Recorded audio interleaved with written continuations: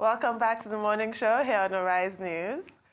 Right here in the studio with us to review top headlines last week is public affairs analyst Femi Lawson. Welcome to the morning show. Good morning. It's great to have you. It's my pleasure.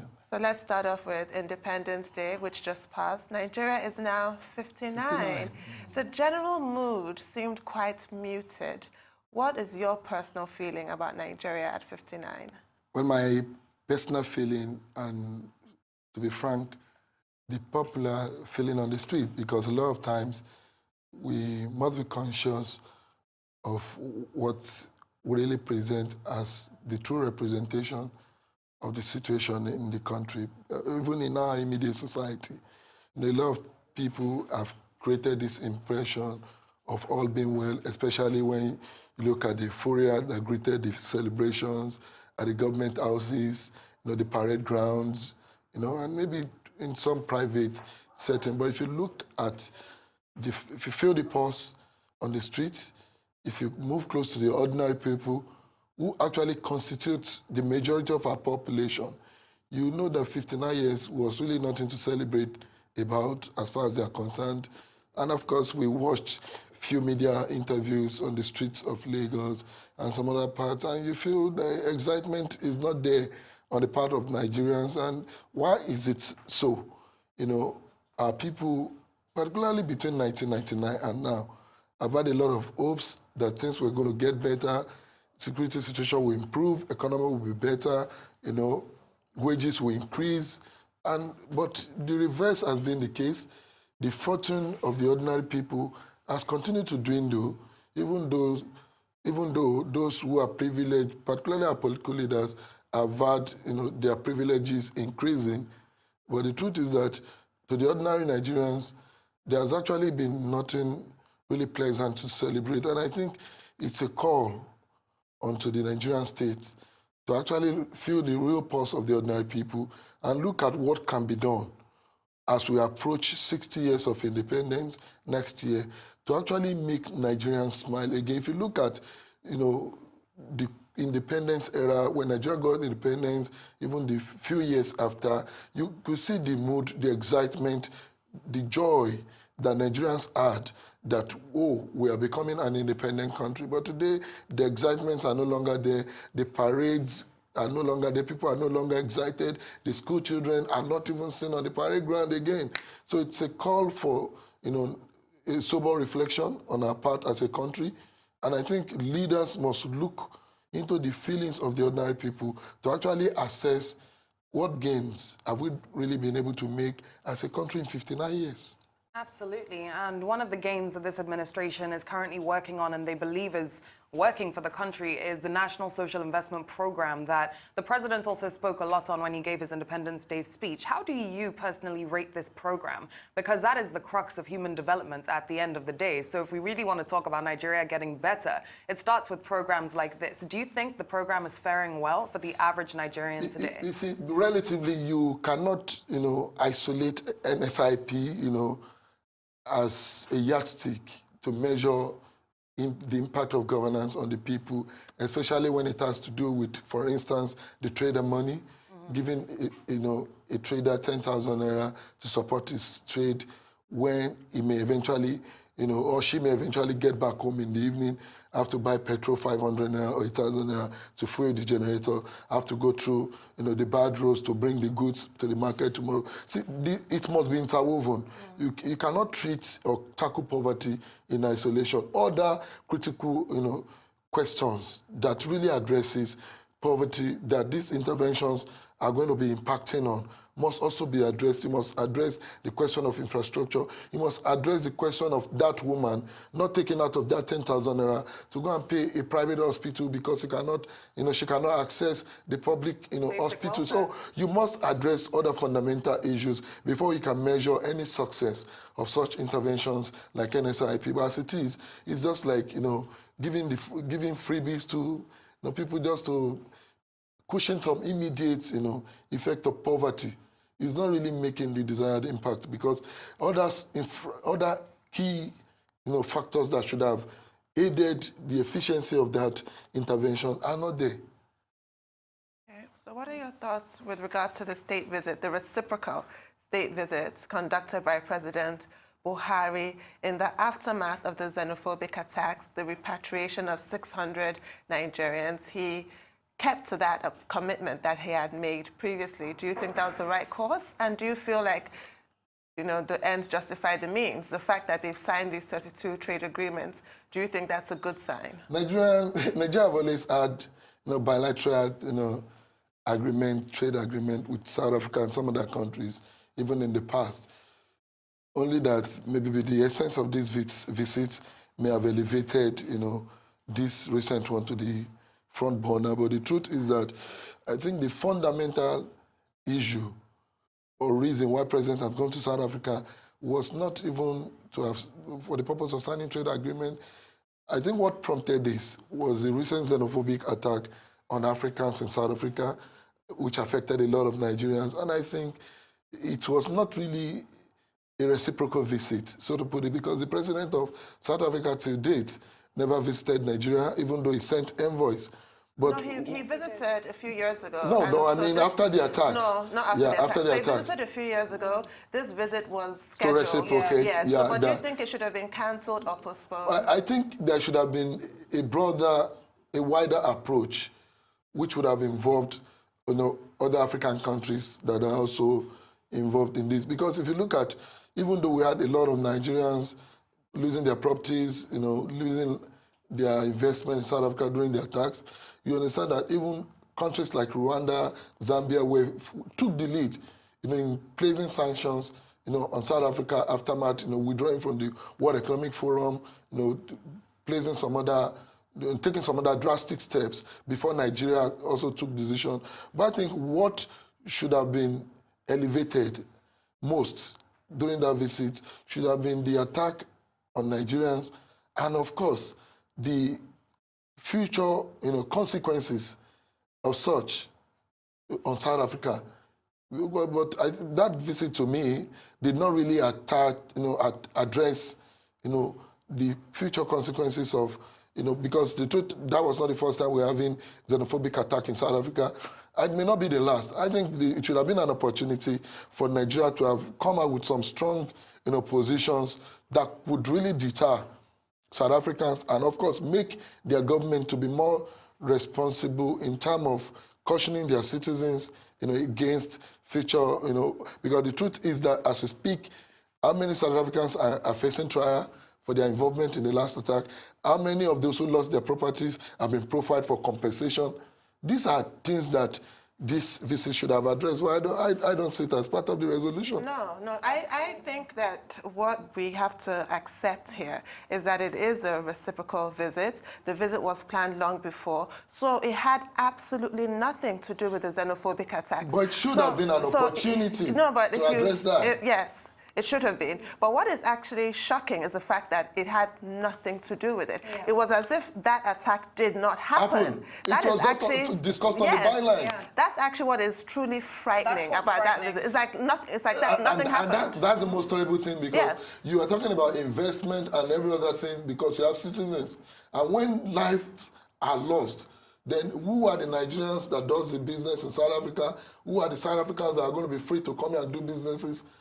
Because you must address the question of security of lives and properties of people who are going to be involved in these trades and investment, but that was not really made a priority, and it's really disappointing. It was almost beside the point. Yes, honestly. And it's really disappointing because this should have been a major opportunity to address this issue, and it should have been an opportunity to commit South Africa government into making commitments that will ensure that the life of our citizens and even other Africans, you know, are protected, their properties are, you know, are secured. But that didn't take the lead in the whole, you know, period of the visit. Yeah. It's quite unfortunate. It honestly didn't. And some people are of the viewpoint that diplomacy is something in continuum, and therefore the president needs to continue to be diplomatic towards South Africa. Yet, I wouldn't say that's the majority viewpoint, but I want to ask you, at what stage do we say goodbye to diplomacy and we take a different hand in order for us to actually stand up for ourselves? It must begin from the point that we recognize the sanctity of the life of our citizens.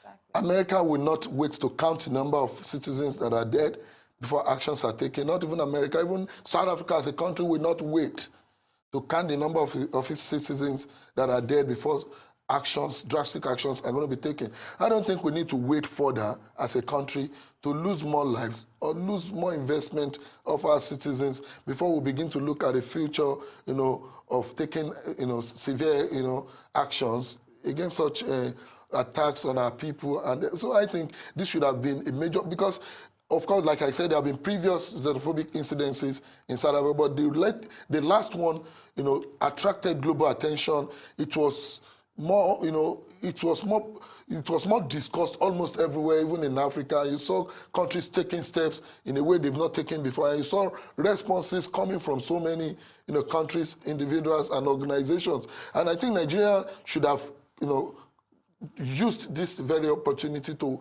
address this very fundamental issue, because this has to do with lives. And I don't think there's anything that's more important than that. No, absolutely not. But I suppose it's difficult to feign outrage when you truly don't feel it. If at the end of the day you feel that people do deserve what they got, and you feel that people in Nigerians in South Africa behaved badly, and this is what you get, then it's very difficult It's to unfortunate pretend to be because outraged. no law even encourages jungle justice or more, even if Nigerians, even if we want to, because of course I've served it here, I've been there on a number of occasions, and of course we have citizens who just returned, and we have relatives all over there too.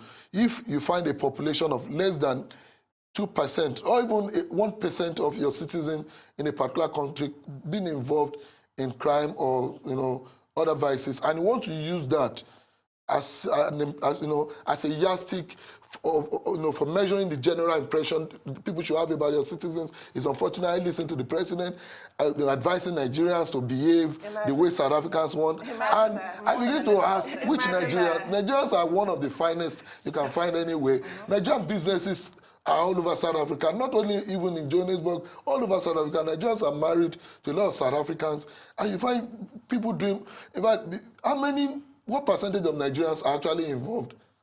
And we are not even the most, we are not even, we don't have even the 5th largest number of population of foreigners in South Africa. There are Indians, Chinese, Philippines, the Zambians, the Zimbabweans are more than Nigerians in South Africa. And how do you now, make it look as if, no, Nigerians, when you go there, you must behave like that. Yeah. Nigerians have already been behaving like South Africans. Nigerians have been doing businesses legally. Nigerians have been complying with the rules and laws in South Africa. So we don't need to... So hold your thoughts for just a second. Let's go on a very quick break, and as soon as we're back, the conversation continues. Do stay with us.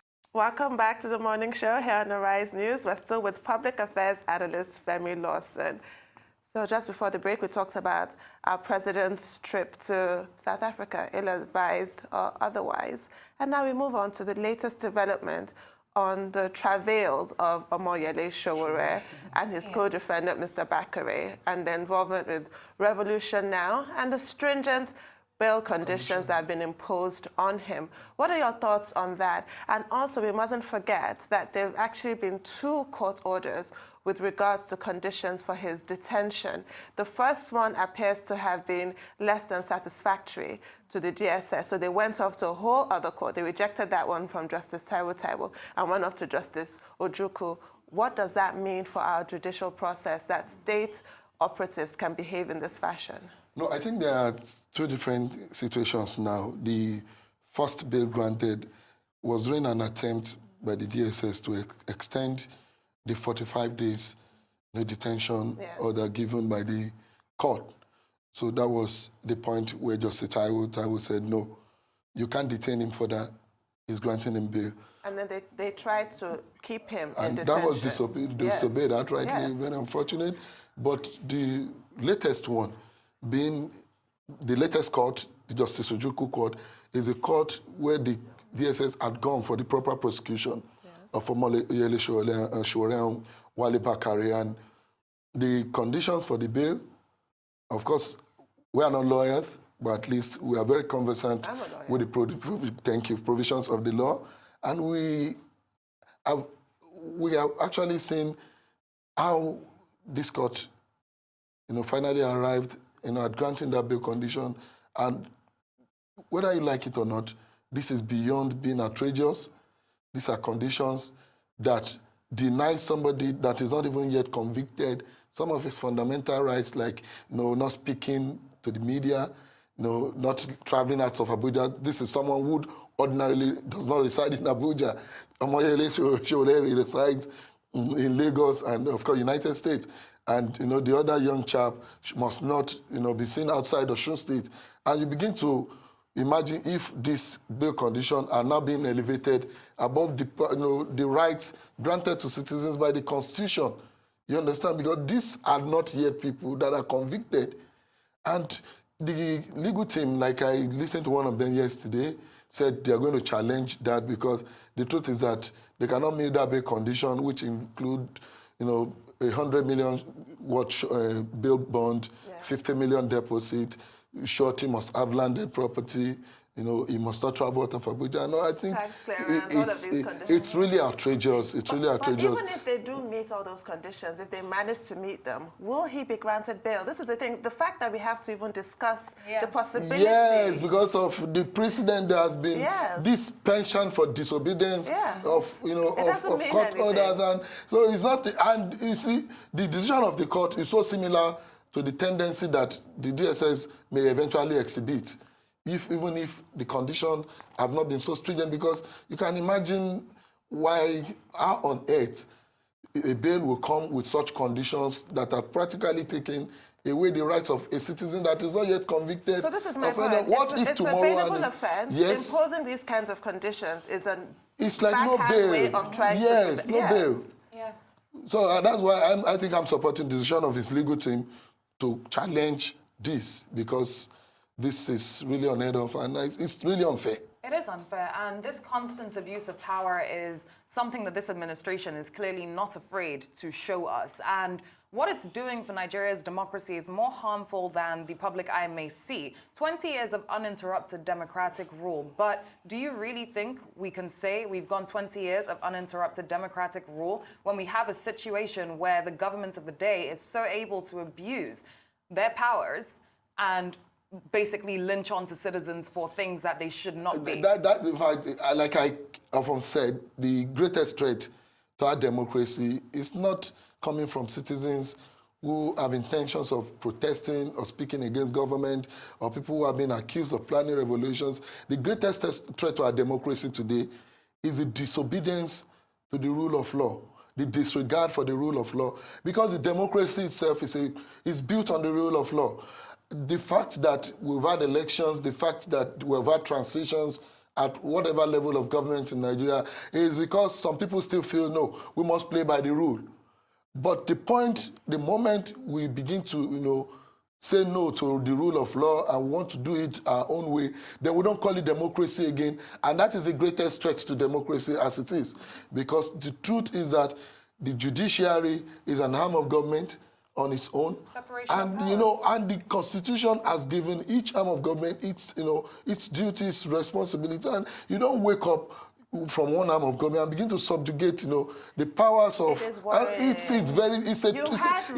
is a major threat to our democracy, and people must begin to see it beyond mere disobedience. Because people are just seeing it as mere disobedience, to court orders. These are not mere disobedience. This is going to breed a lot of other conducts that are going to be more dangerous than even mere disobedience to court order. This is the thing. So bail is not supposed to be punitive. It's to ensure that the accused is able to be presented in court at the date. And enjoys his right pending conviction or otherwise. Because we have a presumption of innocence, how do you compensate a citizen that has been denied his right of movement and others, even if eventually found innocent by the court? Our Constitution guarantees a presumption of innocence. So we've seen reasonable bail conditions by Justice Taiwo, even though he had previously ruled that the DSS could detain Sowore while they investigated 45 days. Now, reasonable bail conditions just to keep him in Nigeria, to stop him being a flight risk. That's reasonable. Then we now see this other one that's akin to go and bring the teeth of an albino tiger. I mean, it's just reside in Abuja. Meaning you're not getting bail, essentially. Rent an apartment, stay in a hotel, buy a house, or what? For somebody who was picked from Lagos. How do you think this is going to end up? Because this is not the first time this government has done this. and it doesn't look like it's going to be the last, unfortunately. But how is this I'm going personally to not expecting anything different from what we have experienced in the last 4 years.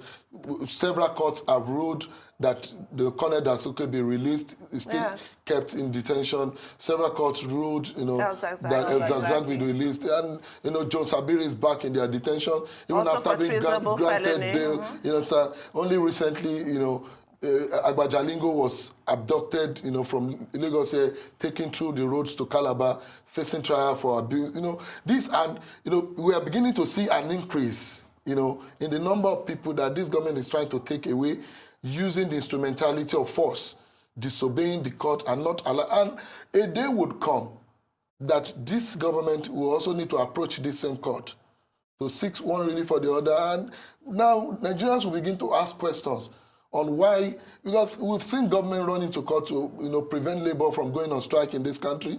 We are waiting for that day also where courts will give rulings similar to that, and people will disobey it, and people will begin to make reference to the disobedience of court orders by the same administration that is approaching the court, and that is taking us purely towards anarchy, or a totalitarian state where the law may eventually be thrown into the drawers and everybody begin to act the way they like. But I think it's not in the interest of our democracy. It's a major threat to our democracy. And I think the operators of this democracy need to sit back and really think if this is what was obtainable pre-2015 that actually gave them access to authority that they have today.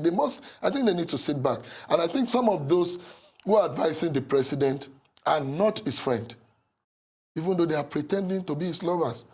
They are not his friend because the eventual image that this is creating, not only locally, but internationally about our country, is damaging. It is, and now we're in the second term of the Buhari administration, and last term, well, we hope. So right now, he's looking at his legacy, really. So it's very important to build a good, lasting legacy. Yes, like he said recently, that Nigerians are going to miss him when he leaves. And we must, when people really have to miss you, it must be on the basis of some positive impact that you must have, made, not people willing that you never existed in their memory or their history again. I think it's going to be very unfair for the president to allow himself, to be so misled by some of these characters, because a lot of these decisions we are aware as Nigerians are not, directly undertaken by the president, but, we must be conscious of this manner of advisors that have surrounded him, that are, trying to push this country beyond, and I think this is, like I keep saying, it's a major threat to our democracy. Can I just give Joe a quick follow-up since I've raised it? A third-term agenda has been mooted and has been denied in the most emphatic terms. Yeah. Do you believe that denial? I want to believe it, and I want whoever is behind that thought to actually perish it. I know that in this country, we're all here when Nigerians stood against the military, and we ended it in 1999. It was in this same country that Nigerians stood against the attempt by former President Obasanjo to have a third term. So I think this is not the first time, and I know Nigerians would, and I want to appreciate the President himself for saying that, he's never contemplating such, and I want to believe him for that because Nigerians are not going to accept it. Well, considering many people thought he was only going to do one term to begin with, I think it would be quite a shock if that came out as a true revelation. So yes, we've had people, not even president, we've had governors promising to do a term in office, and since it is constitutionally guaranteed that you can run twice, 4 years each. I think what is most important is that he has not breached the Constitution, and is still within its constitutionally guaranteed rights, also as a citizen, to vie for position of president, not more than twice. So since he's still in his second time, it's still permissible, it's still normal, but anything outside that is what I know Nigerians will resist. Absolutely. So if we whip out the report card then, how would you rate the Buhari administration since 2015 till now? Rating this administration, 2019 election would have been a proper opportunity for Nigerians to actually show the world the scorecard of the administration. the administration has continued to say that it has performed even beyond its promises. But of course, to us as Nigerians, we can really measure how well this administration has fared, especially when you look at the tripod of its promises: anti-corruption, economy, and security. How well has this administration fared in terms of our economy? This administration took Nigeria into recession, and we are yet to fully recover from it. Look at, security today. A lot of our territories are still in the hands of the Boko Haram insurgents. Mr. Lawson, once again, just hold your thoughts. Let's go on another very quick break, and as soon as we're back, the conversation continues. Stay with us. Welcome back. You're still watching The Morning Show here on Horizon News, and public affairs analyst Femi Lawson is still in the studio with us. Thanks for staying on the program. So you were making a point before we went on a break. Yeah, the point is, if you look at the tripod of the promises made in 2015, economy, we went into recession, we are here to recover. Look at security. Are we more secured than we were in 2015? No, it has gone worse. Practically, almost every day, you find cases of somebody being kidnapped, even in places where incidences of kidnap were never known pre-2015. Today, you can barely count the number of cars that travel between Abuja and Kaduna today. Everybody goes to queue, at the train station, trying to avoid that road, despite the deployment of security personnel on that road. Not even anywhere down here. Only a few days ago, one of our former teachers, a university professor, was taken on his way to Akure from Benin. 5 million was paid a few days ago before he was released. Only a few days ago, teachers, non-academic staff, members of a particular institution in Oyo State were traveling to Ibadan. They were taken. So the situation keeps degenerating. Then you talk about anti-corruption. Good, the president has shown commitment. Oh, he preaches it, speaks it almost every minute. But the truth is that have we been able to reduce, not even eradicate, the menace of corruption over the last 4 years? No, that is the truth. The TI, rating is still there. Look at even what you and I see every day happening here. So then you now begin to ask, what really should we base this scorecard on? I think it has been below average, to be objective, but one would hope that the opportunity given the second term may be used to address some of these things, some of these promises of change that became, most of which became change of promises, in the first time. This time around, I think the president must focus on how life become more meaningful to the ordinary Nigerian. The president must do his best to remove Nigeria from that very shameful, rating as the poverty capital of the world. But what if... So we need to do a lot to make our people smile again. And I think the president has the opportunity of the next 4 years to do that. But some would argue that this below par assessment is not the fault of this administration, but that they inherited, if I may finish, they inherited such a deep rot. It's going to take so much time to clear it. To what extent are you blaming this administration for the position that we're in? So you see, government must learn how to take responsibility, and supporters of government must also learn from history. Even when successive military administration takes over from each other during the days of the coup, it has always been because the previous didn't do it well and were coming. Even when President Buhari, as then general, took over government from the then civilian administration of Shagari, the question of their incompetence, corruption, and some other issues were.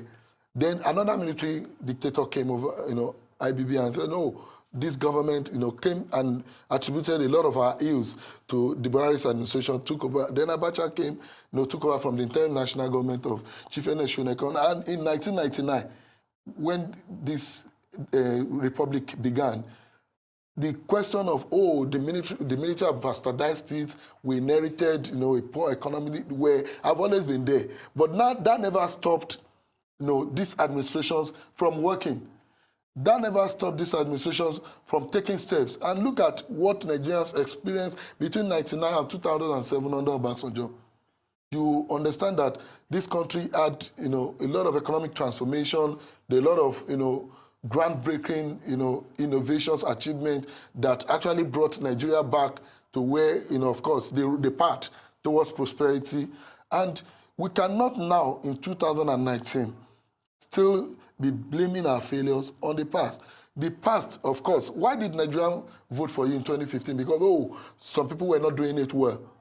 Do we now still continue to wait on what was not done well as the reason why you shouldn't also do it well? I think for now, we should be seeing something better than what was not done well. Not, I listened to the President's Independence Day speech, and it was more about the past.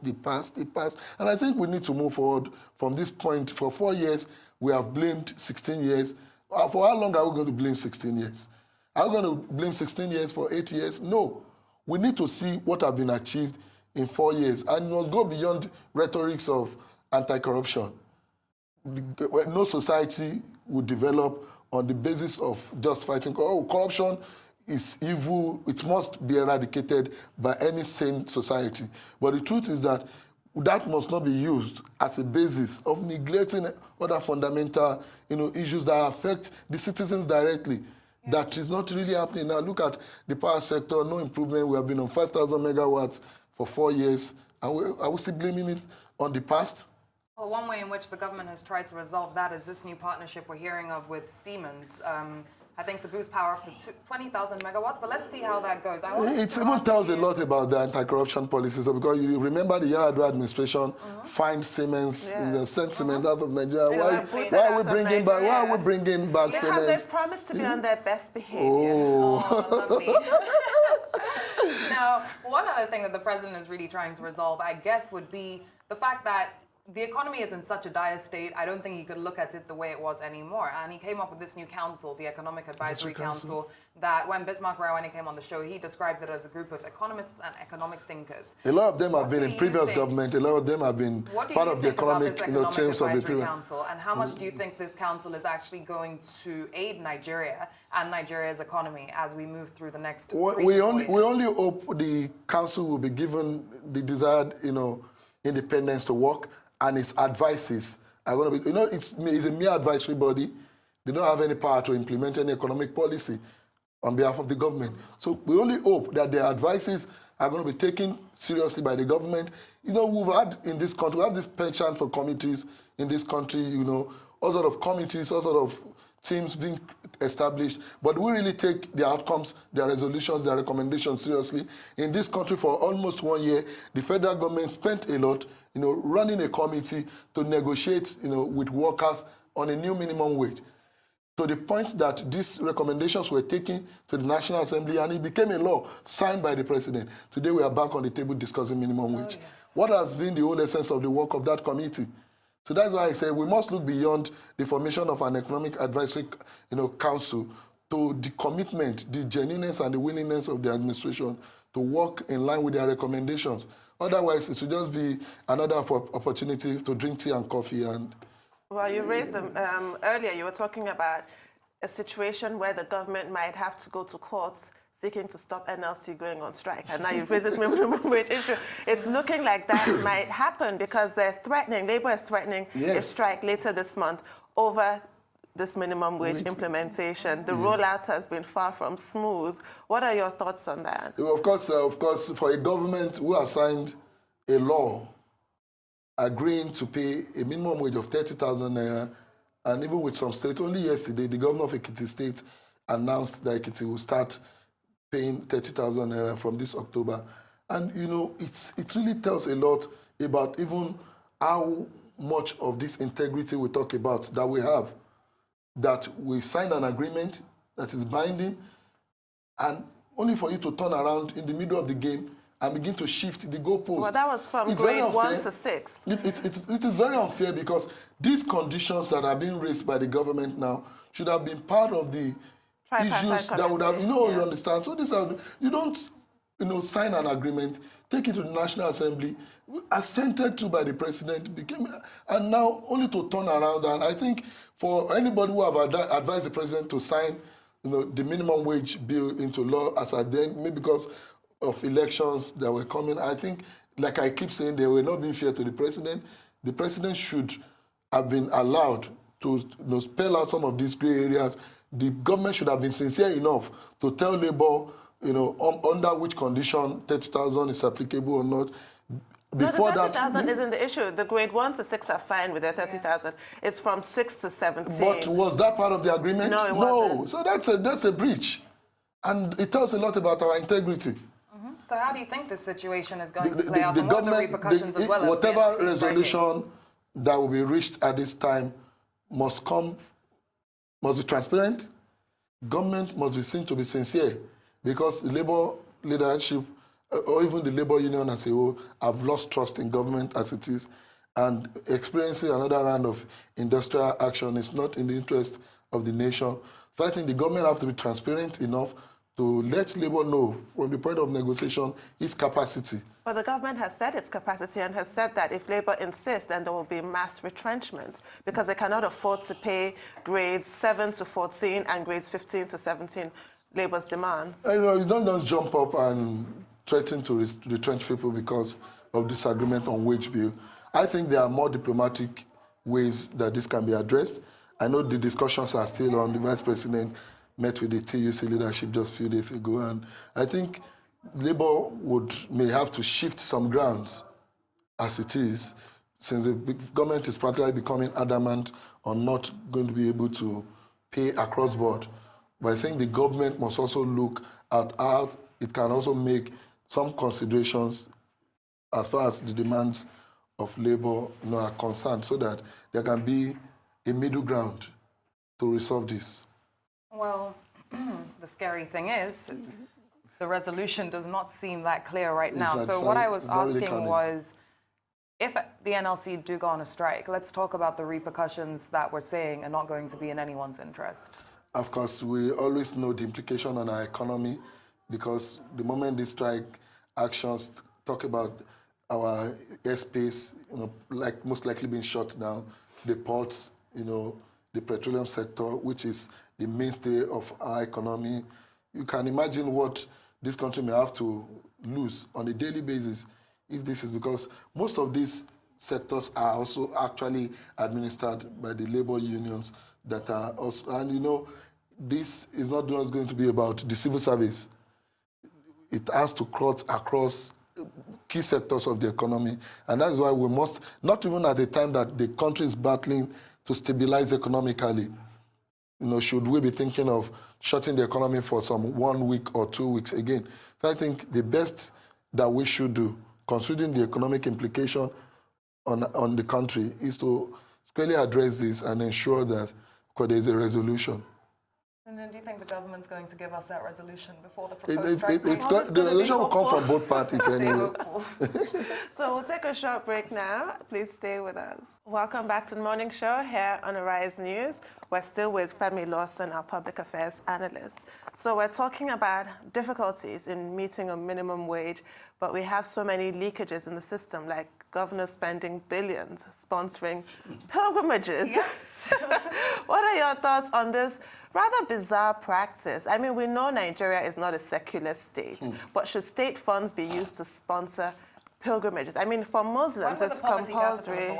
Yeah. Not just. For Muslims, it's compulsory, but that's if you can afford it. If you can afford Hajj. For Christians, it's not even compulsory. Why do states indulge in this practice? And we need to stop it, don't we? Yet they can't pay And I think we also need to, beyond the fact that states are involved in sponsoring, pilgrims on pilgrimages, I think we also need to highlight the level at which this is done.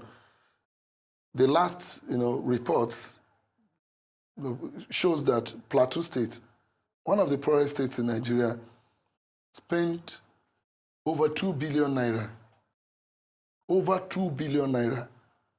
to send people on Hajj and to Jerusalem.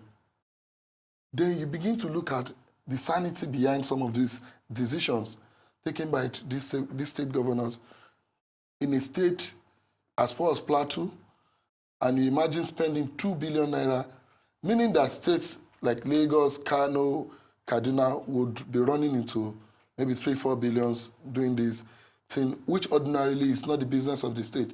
Then who are the people that are being sent on these pilgrimages? There are people who ordinarily can afford it. Not even majorly people who cannot afford it. I looked at the list of people who went on pilgrimage in Gombe State. Members of the House of Assembly, members of Hajj Commission, commissioners. And you begin to ask yourself, why the state, as poor as Gombe, will spend over 100 million, about 146 million or thereabout, to send people who ordinarily can afford to go to Hajj on their own, on pilgrimage. So that tells a lot about the seriousness, the sanity of some of the decisions that we take, in this country. And you can imagine what 2 billion can do in education. You can imagine the kind of hospital that 2 billion can put in place maybe in villages in Plateau State. But these are not priorities to our governors. They prefer doing things that can, entrench their political opportunism, by bringing people who ordinarily are not even supposed, who ordinarily can cater for their own whatever religious need. This is very unfair to the ordinary people. This is very, very unheard of.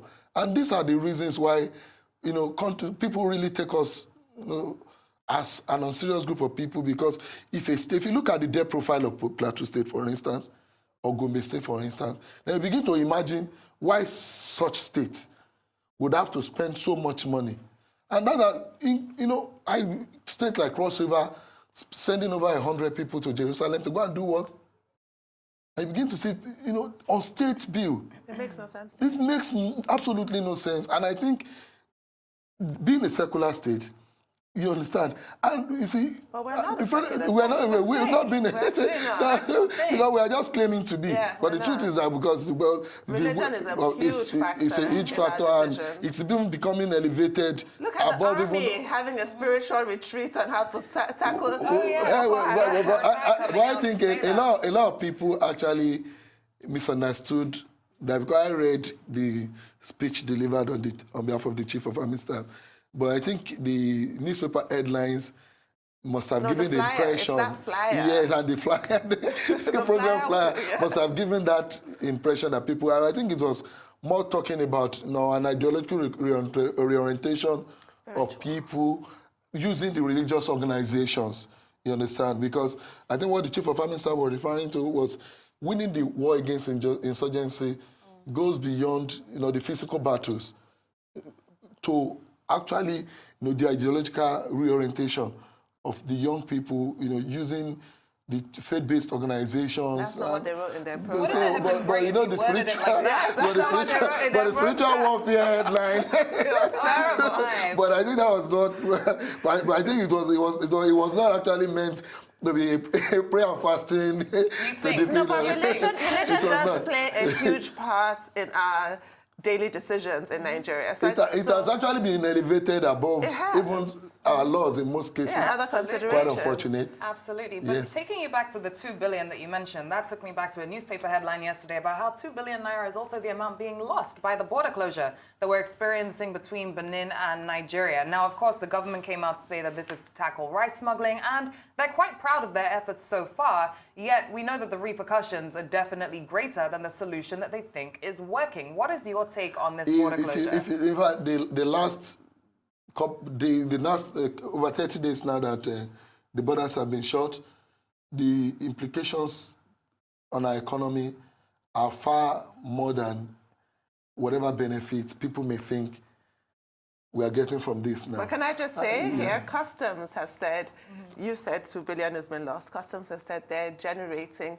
4 to 5 billion daily because of the customs border closure. It was yesterday that people were questioning, the custom CG, about brandishing all these figures. The truth is that what was an holistic approach to, a decision like the closure of border.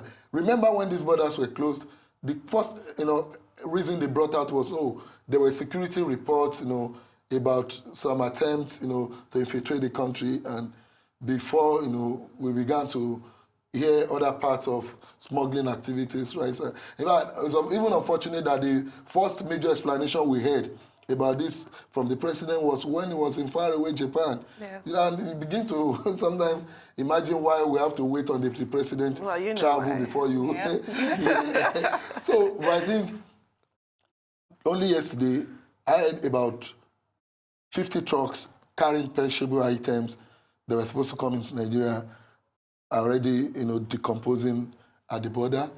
And like I said, was it an holistic approach? If you are going to close the borders because you want to, checkmate smuggling activities, there were security concerns, why on this side? Why not on the northern side of Benin Republic, border with Nigeria? Because the most porous part of our border with Benin Republic is not even Seme and Idiroko. They are the borders up north. This is where illegal, activities are mostly taking place. Arms smuggling. With larger security implications. But no, there's no focus on this place. Practically, they remain the way they have been, and you shut down the major route for trade around this corridor, and you begin to calculate making 4 billion, 15 billion. I think we must look at what we are losing, which far outweigh even 2 billion naira, on a daily basis. It has affected not only people, because the majority of people who use these borders here are people who are into small-scale trading and manufacturing, whose businesses are taken through this route to our western. Today, you understand, the businesses are not working because this is not just about rice. Is it only rice that travel through our border? No, a lot of businesses takes place across this border on a daily basis, and look at the number of jobs that have been lost. Look at what people are losing in terms of even their money over the last couple. I think the government must look beyond the current excuse it is giving. Well, they're also looking at fuel and saying they stopped over 10 million litres going across the border illegally. The government insists on paying... And how is that reflected on the prices how much we're paying on yes. subsidy? But the government insists on painting this as a huge victory. And customs are on a roll such that the budget that has been presented for 2020, the Senate has increased customs target from, I think, 942 billion to over 1 trillion, because customs is just generating so much money. And now it's all going to come home to roost. Every single one of us now, when you're driving on the street... No, it's already established. You're already invading hotels and mountain road blocks within the city. Exactly. So it was people using the express that were bothered before, but now everybody, because customs has to meet their target. So I also want to ask you, that leads me to the toll gate situation as well. What are your thoughts on that? I think only yesterday there was a news that the federal government is holding back on the decision to reintroduce toll gate, because the question is, from VAT, to telecom tax being proposed in the Senate, now to toll gates. See, there's a limit to how you tax, a group of pauperized people. You cannot, reduce the only avenue of raising, resources for a country to run a country to taxing your citizens. You see, the more prosperous the citizens are, should have been the basis, of a country that cannot pay 30,000 naira minimum wage, a country whose population of poor people are increasing every minute, keeps introducing all sorts of obnoxious taxes. I think this is not right at this time. Where are the roads that you are even coming to put these toll gates? Where are the roads? To travel between Lagos and some part of this country today, you must have done some 7 days of prayers and fasting. Apart from the security situation, the deplorable state of the roads, are you going to be erecting toll gates on very terrible... It has taken us almost 4 years now, or 5 years, to construct a 150-kilometer road to Ibadan. And we're talking... I think we should learn how to set our priorities right, and you cannot continue to tax a group of people that are become so pauperized. The pressure on the poor people of this country is too much. And I think the government must actually review this decision. It's not a popular decision, and I keep saying those that are advising this government, the president needs to be very careful with them. Well, Mr. Lawson, thank you so much for having this discussion with us. That's been great. Thank you.